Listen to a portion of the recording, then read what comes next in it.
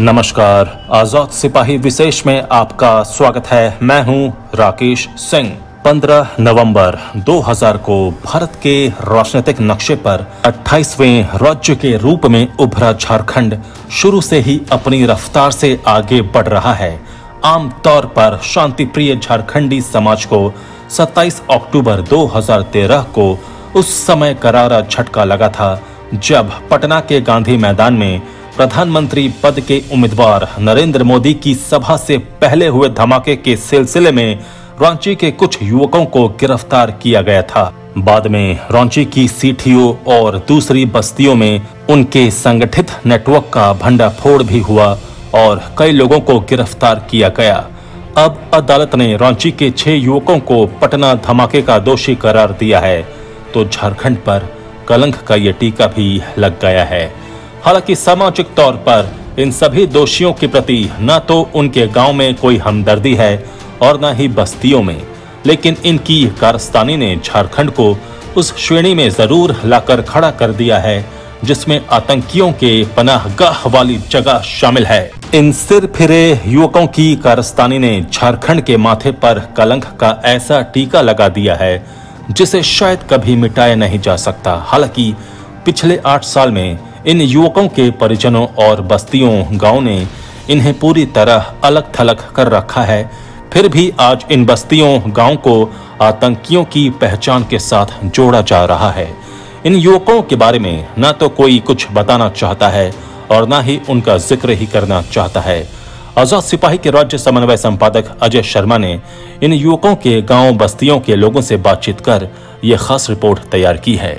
वो 27 अक्टूबर 2013 का दिन था जब पूरा देश 16वें आम चुनाव के नजदीक आने के कारण राजनीतिक गहमा-गहमी में डूबा हुआ था। धुआंधार रैलियां और सभाएं हो रही थीं। नेता चुनाव प्रचार का ताना बाना बुनने लगे थे।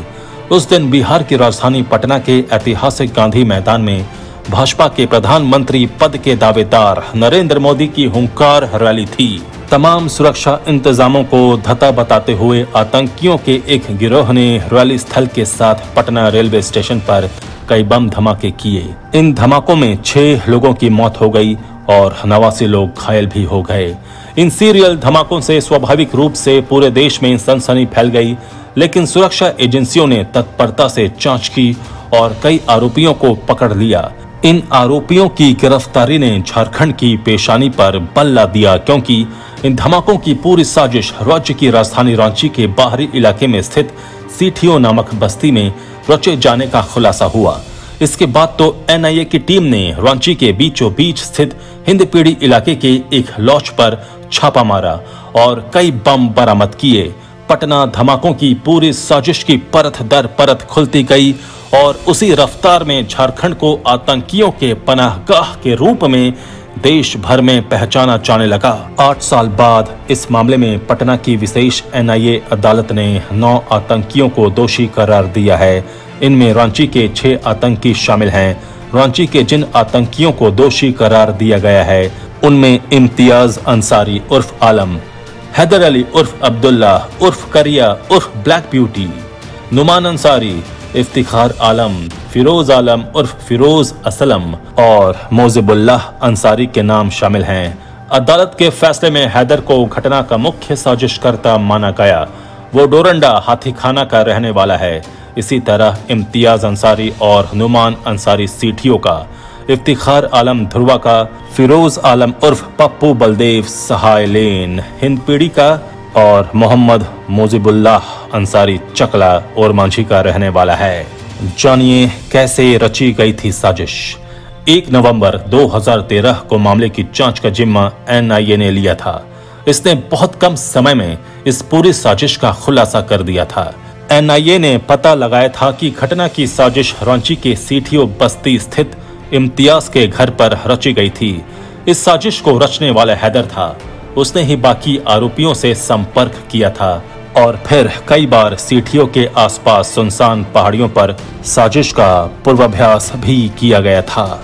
उसे इस काम के लिए देश में सक्रिय आतंकी संगठनों से मदद मिल रही थी।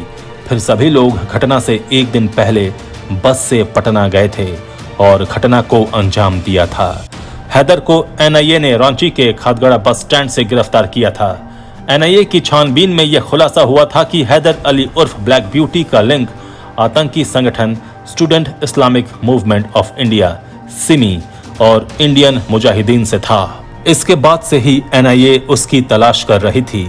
हैदर अली को बम और विस्फोटकों के मामले में महारत है। इंडियन मुजाहिदीन के यासीन भटकल और तहसीन अख्तर उर्फ मोनू का भी वो काफी करीबी भी था। तहसीन अख्तर उर्फ मोनू उर्फ मेनन मूल रूप से बिहार के समस्तीपुर के कल्याणपुर स्थित ममियापुर का रहने वाला है, जिसे बाद में गिरफ्तार किया गया था। वो हिंदपीढ़ी में मदीना मस्जिद के पास किराए के मकान में रहता था। वहीं हैदर भी मूल रूप से दरभंगा का रहने वाला है और रांची में डोरंडा स्थित यूनुस चौक के पास किराए के मकान में रहता था। पटना बम ब्लास्ट के बाद पुलिस टीम ने रांची स्थित हिंदपीढ़ी के इरम लॉज के एक कमरे में 9 टाइमर लगे बमों को बरामद किया था। इन बमों को हैदर ने ही बनाया था। इम्तियाज अंसारी ने पुलिस को बताया था कि उसने मैट्रिक तक की पढ़ाई की है। वो तब धार्मिक कार्यक्रमों में शामिल होता था। धार्मिक कार्यक्रमों में वो तकरीर भी करता था।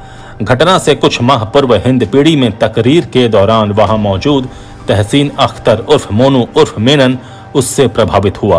तहसीन अख्तर उर्फ मोनू को बंगाल के दार्जिलिंग जिले के नक्सलबाड़ी से दिल्ली पुलिस ने गिरफ्तार किया था। उसने ही इम्तियाज से हैदर को मिलवाया था। तब हैदर हिंदपीढ़ी के इरम लॉज में मुजिबुल्लाह के पास भी आता जाता था और दोनों में दोस्ती थी। उसने ही बमों को तैयार कर इरम लॉज में रखा था। इम्तियाज ने एनआईए को स्वीकारोक्ति बयान में बताया था कि तहसीन अख्तर उर्फ मोनू ने ही उसे बताया था कि पटना में नरेंद्र मोदी की सभा है। 25 अक्टूबर 2013 को मोनू और हैदर अली ने मिलकर अपने अन्य साथी तौफीक तारीख को भी बुलाया और पूरी योजना बनाई गई कि नरेंद्र मोदी की सभा में विस्फोट करना है। वहां हैदर अली ने ही बम और टाइमर सेट करने की विधि बताई थी। बम विशेषज्ञ होने के कारण हैदर अली ने अपने साथियों को प्रशिक्षित भी किया था। 26 अक्टूबर 2013 को तय कार्यक्रम के अनुसार सभी रांची के स्टेशन रोड में मिले और वहां से खादगड़ा बस स्टैंड पहुंचे। वहां मोनू और हैदर ने ही अन्य 4 साथियों को 3-3 बम और टाइमर भी दिए तथा उसे सोच समझकर सेट करने और भीड़ भाड़ वाले इलाके को दहलाने का आदेश दिया था। सभी खादगड़ा बस स्टैंड से बस से पटना के लिए चल दिए। पटना पहुंचकर जंक्शन पहुंचे और प्लेटफॉर्म नंबर 10 पर स्थित शौचालय के समीप बम रखने के क्रम में मोहम्मद तारिक उर्फ एनुल से एक विस्फोट हो गया था, जिसमें मोहम्मद तारिक गंभीर रूप से जख्मी हो गया था। ये देखकर इम्तियाज हड़बड़ा गया और बम को पानी में छुपाने के लिए दौड़ा ही था कि पुलिस की नजर पड़ गई और वो पकड़ा गया। घटना के बाद मोनू और हैदर दूसरी गाड़ी से थे जो कहीं भाग निकले। इसी क्रम में मोहम्मद तौफीक के साथ एक अन्य युवक भाग गया था। बाद में सभी पकड़े गए थे। अदालत द्वारा इन्हें दोषी करार दिए जाने के बाद इनके परिजनों के अलावा मोहल्ले का कोई भी व्यक्ति कुछ भी बताने को तैयार नहीं है। सीठियों के लोग तो कहते हैं कि ये पूरी घटना उनके लिए एक अभिशाप थी जिसने गांव को बदनाम कर दिया है। इसी तरह हिंदपीढ़ी के लोग भी फिरोज आलम को लेकर कुछ ऐसा ही कहते हैं। लेकिन भले ही इन सिरफिरों को उनके परिवार और समाज ने खुद से अलग कर दिया है, इनकी कारस्तानी ने झारखंड के माथे पर कलंक का ऐसा टीका लगा दिया है जिसे आसानी से मिटाया नहीं जा सकता। आजाद सिपाही के विशेष में अभी इतना ही। आप हमारे इस YouTube चैनल को जरूर सब्सक्राइब करें। आप हमारे Facebook पेज को भी जरूर फॉलो करें। धन्यवाद।